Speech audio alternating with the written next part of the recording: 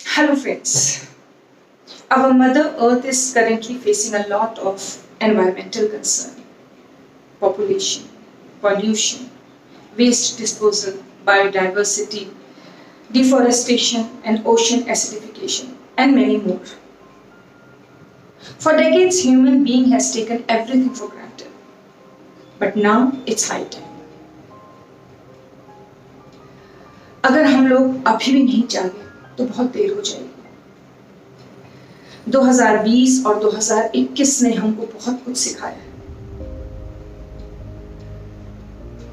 लोग इस दिशा में बहुत काम कर रहे हैं, बहुत सालों से काम कर रहे हैं, लेकिन फिर भी वो कम है।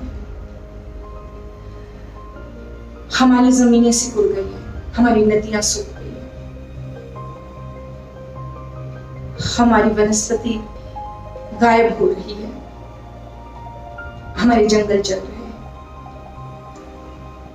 और हमारे से ही पैदा किया हुआ कूड़ा और पोल्यूशन हमको मार रहा है।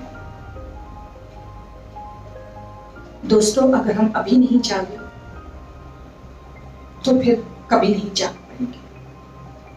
Let us take a pledge that we have to take care of the environment, we have to take care of our surrounding, and we have to behave as a responsible citizen everywhere.